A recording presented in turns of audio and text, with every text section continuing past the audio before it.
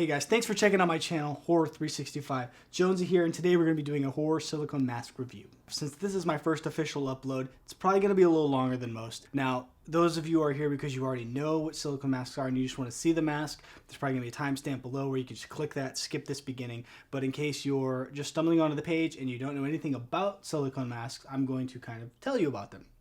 So basically, why silicone? I can say this, if you've never actually seen one in person, this video will not do it justice. These things just look phenomenal in person, and the fit is just incredible. Like if you've worn like a latex mask, this is nothing like that. It pretty much wraps to your face and clings to it, which is really sweet because then you can actually emote through it. You can talk and the character moves and the jaw moves. It's really, really freaking sweet. All of that awesomeness, flexibility, and lifelike look comes with a premium price. Silicone masks range from $500 to $800 per mask. If you start doing hand-punched hair, you're north of $1,000 pretty quick, but they're phenomenal. Silicone masks aren't just masks, they're works of art, so you can actually set them up in your house and display them if you have them on a head form. That's what I do. I know that's what most people do. When they're not using them, they're displayed around their house because these things are really, really awesome. So who would be in the market for a silicone mask? For me, it comes down to three types of people. One, collectors.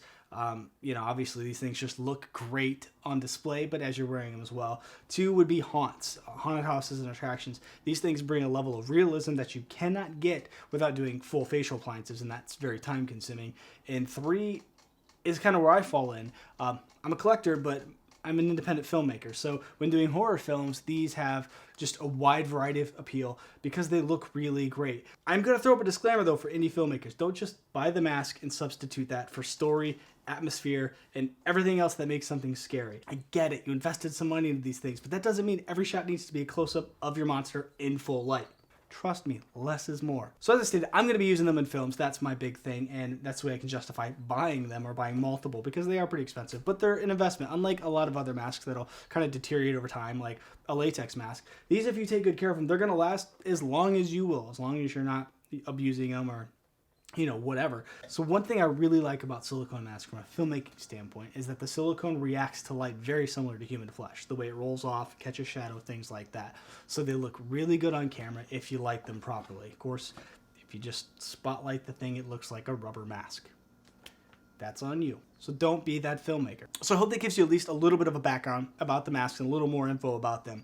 So now let's jump into the review because that's why you're here. So the mask we're reviewing today was my first silicone mask, which made sense to make it the first video. So I'm talking about, of course, the Boogeyman from CFX Mask.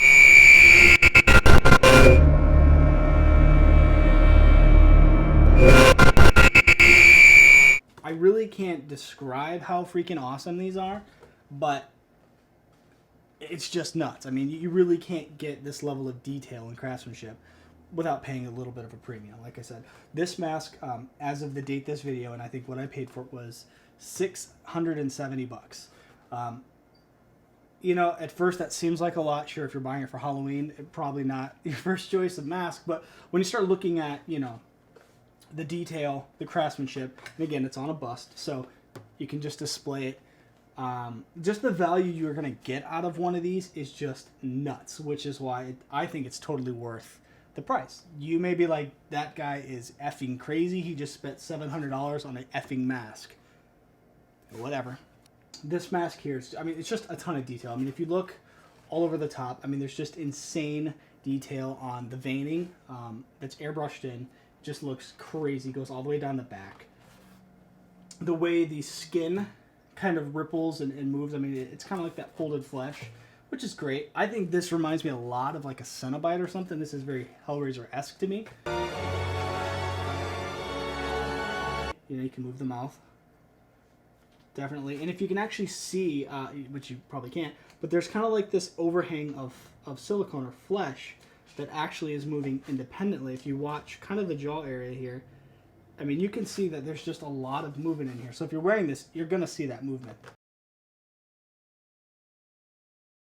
So one thing you're going to notice right off the bat is when you open them up, there's a pretty big gap there. So what we would normally do is you'd wear a hood underneath this, like a black hood. So that way when you're in a haunt or in a film, whenever you open the creature's mouth, it's just black inside.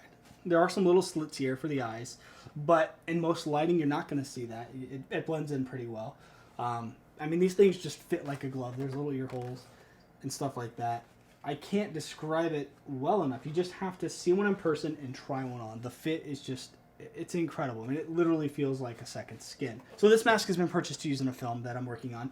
And what I will do is I will do an update video when I do film it so you guys can see some behind the scenes and see what it actually looked like on set. But I wanted to get this review done and out there well beforehand.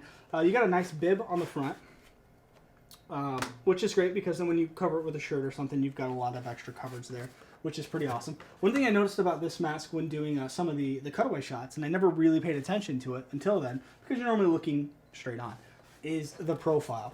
This thing has such a wicked profile. I mean, it's just nuts. Just the angles, the jaw, the teeth. I mean, this thing has a really wicked, awesome, badass profile. All right, so I think I'm going to throw this on for you guys so you can actually see what it looks like. A little bit of movement, see with some of the different lighting. And yeah, you can go from there, man.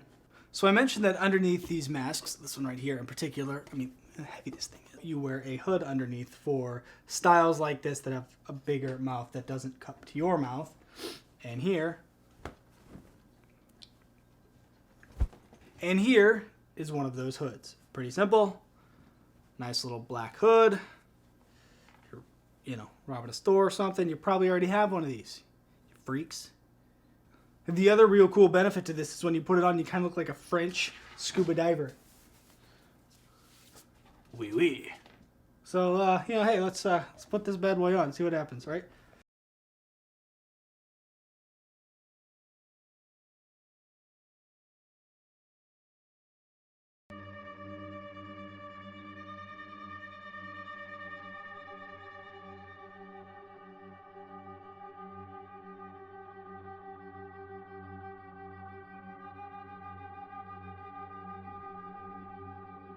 Alright guys, so that pretty much wraps up this review. Thank you so much for checking out my video. Be sure to subscribe to keep up to date with all my latest vids, and comment below because your comments are going to help kind of mold this channel. I need your feedback.